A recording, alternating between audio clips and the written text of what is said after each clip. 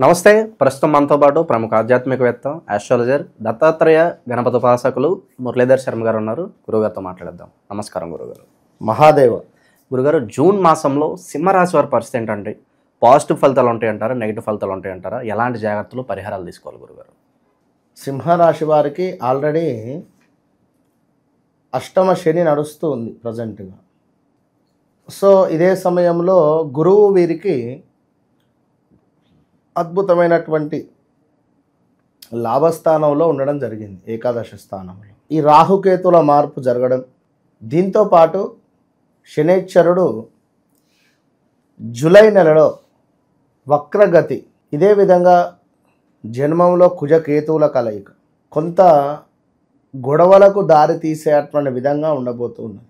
కొంత వ్యాపారము బాగా లేదు అని అనుకునేటువంటి సందర్భంలో ఉంటుంది అని అనుకునేటువంటి పరిస్థితులలో, కస్టమర్స్ ఎవరు రావడం లేదు అని అనుకునేటువంటి పరిస్థితులలో, మా ప్రొడక్టు కొంత కష్టంగా అమ్ముడుపోతూ ఉంది అని అనుకునేటువంటి సందర్భంలో, ఈ రాబోయే జూలై, ఆగస్టు, సెప్టెంబరు ఒక వర్షంలాగా జనాల తాకిడి, ఒక వర్షంలాగా వీరికి అద్భుతమైనటువంటి మనీ కనబడుతుంది.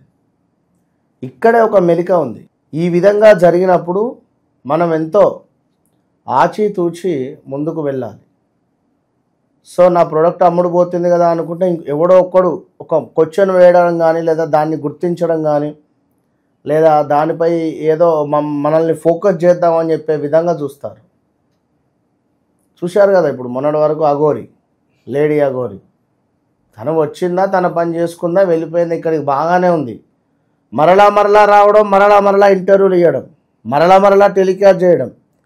సో ఓకే, మరలా ఇట్లా మరలా ఎన్ని జరిగినవి అవసరమా? అంటే వీరికి కూడా సింహరాశి వారు ఎవరైతే ఉన్నారో, ఇప్పుడు ఉదాహరణకు మనకు తెలిసినటువంటి వారు ఒక వ్యవసాయ భూమిలో బోరు వేయాలని చెప్పి నన్ను అడిగారు. అంటే బోర్ పాయింట్ వారికి చెప్పా. గత సంవత్సరంలో బోరు వేసినారు. అది కాస్త ఏం జరిగింది, నీళ్లు పడ్డాయి, కానీ అందులో ఏదో కాస్త గ్యాప్ కానీ ఏదో రాళ్ళలో ఏదో తట్టింది అని సన్నగా వాటర్ వస్తున్నాయి. సో అట్లా నడిచింది. ఇప్పుడు మళ్ళీ ఏంది, మళ్ళీ బోర్ వేయడానికి సిద్ధపోయింది వాళ్ళు. అంటే కొంత ఇప్పుడు ఖర్చు కూడా అట్లే ఉంటుంది కొంతమేర. కనుక మనం అన్ని రకాలుగా కూడా చూసుకొని ముందుకు వెళితే బాగుంటుంది అనేటువంటి విషయాన్ని గమనించుకోవాలి. ముందుగా వ్యాపారంలో విజృంభణ, అద్భుతమైనటువంటి ఫలితం గోచరిస్తూ ఉంది. రెండవది, ఆరోగ్య సమస్యలు మాత్రం పొంచి ఉన్నాయి, బీ కేర్ఫుల్. భార్యాభర్తలలో విపరీతమైనటువంటి గొడవ. నువ్వు నా మాట చెప్తే ఎందుకు వినవు అంటే, నువ్వు నా మాట చెప్తే ఎందుకు వినవు అనే విధంగా వాదించుకునేటువంటి పరిస్థితి కనబడుతూ ఉంది. అదేవిధంగా ఎవరైతే సింహరాశి వారు ఉన్నారో కొంత ఆర్గ్యుమెంట్స్ తక్కువ చేసుకుంటే మంచిది. నేను పట్టిన కుందేలకు 3 కాళ్ళు అనే భావన కానీ, నేను నా యొక్క అహంభావము, ఈ స్ట్రేట్ ఫార్వర్డ్నెస్ కొంత తక్కువ చేసుకోండి. మరీ ముఖ్యంగా ఈ యొక్క జూలై నెలలో చెప్పుడు మాటలు విని ఎవరినైనా అడగడం మాత్రం మానేయండి. మీరు చెవులతో వింటేనే సత్యము, కళ్ళార చూస్తేనే నిజము అని అనుకోవాలి. మీరు నలుగురు 4 రకాలుగా చెప్తారు. సో ఇదే అని మీరు నిశ్చయించుకొని మాత్రం ఎదుటి వారితో గొడవ పెట్టుకుంటే మీ అంత మూర్ఖులు లేరు ఇంకొకరు. ఎందుకంటే వద్దు, చెప్పుడు మాటలు అసలు వినకండి. పని చేసే చోట కూడా అసలు పని చెయ్యాలా వద్దా అనేటువంటి భావనతో పనిచేస్తున్నారు మీరు, కానీ మనసు పూర్తిగా మాత్రం పని చేయటం లేదు. సింహరాశి వారికి అసలు వీరు ఎక్కువగా బిజినెస్ వైపే ఉండాలి. వీరికి అసలు ఒక జాబ్ అనేటువంటిది సెట్ కాదు. జాబ్ ఒకవేళ సెట్ కావాలి అనుకుంటే వీరికి ఏంది ఈ యొక్క అడ్మినిస్ట్రేషన్ కానీ రూలింగ్ వైపు కానీ ఈ వైపు ఉండాలి. అంతేగాని వీరిని ప్రతిసారి ఎవరైనా క్వశ్చన్ వేయడం కానీ వీరు ప్రతిసారి ఆన్సర్ చెప్పుకునేటువంటి స్టేజ్లో ఉండడం కానీ అది వీరికి మంచిది కాదు. ఎందుకంటే ప్రతిసారి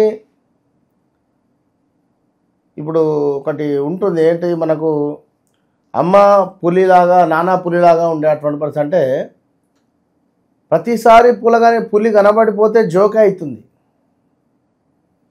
అర్థమైందా? ఇప్పుడు మీది అసలే సింహ లగ్నము, సింహము, దీనికి ఉండేటువంటి కొన్ని రాయల్టీస్ కానీ ఒక ఎథిక్స్ అనేటువంటివి ఉంటాయి, విలువలు. అది మనము చంపుకొని మరి మనం ఉండాలి అనుకుంటే ఇంకా డౌన్ఫాల్ అయిపోతుంది.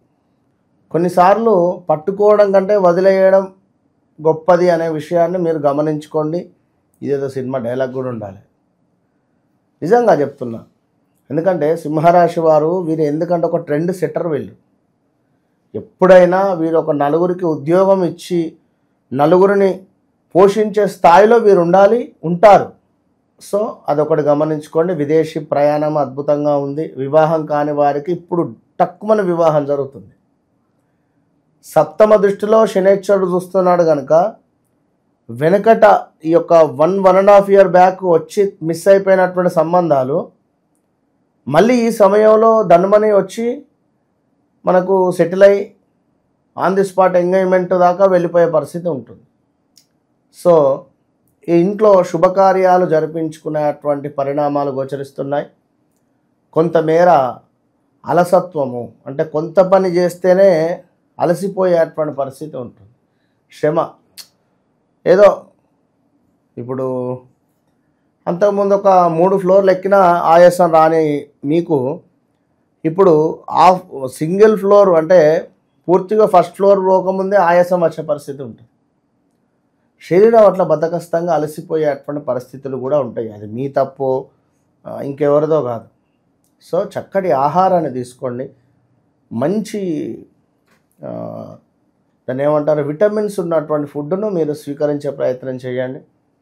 స్టమక్ రిలేటెడ్ ఇష్యూస్ కూడా కొంచెం వచ్చే పరిస్థితి ఉంది, జాగ్రత్తగా ఉండండి. రావాల్సిన ధనం రావడం కానీ ఏమైనా మనకు ఎక్కువగా ఈ రియల్ ఎస్టేట్ రంగంలో సింహరాశి వారు చాలామంది ఉంటారు.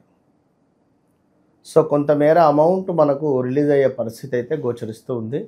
సింహరాశి వారికి కొంత అమౌంట్ మీకు గత కొంతకాలంగా ఇబ్బంది పడేటువంటి పరిస్థితి కానీ మీకున్న గుడ్ విల్ పోతుందేమో అనేటువంటి ఆలోచన కానీ ఇవన్నిటికీ తెరలేపి శుభం కార్డు పడుతుంది జూలైలో.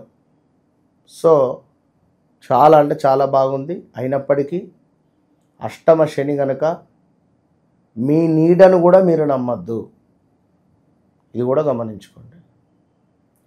తప్పకుండా శనికి సంబంధించినటువంటి హోమాది కార్యక్రమంలో పాల్గొనండి. అదేవిధంగా ప్రత్యంగిర హోమము ప్రతి అమావాస్యకు మన ఆధ్వర్యంలో జరుగుతూ ఉంటుంది. ప్రత్యక్షంగా కానీ పరోక్షంగా కానీ ఎవరైనా కూర్చుంటా అనుకుంటే వెల్కమ్, ఆల్ ద బెస్ట్.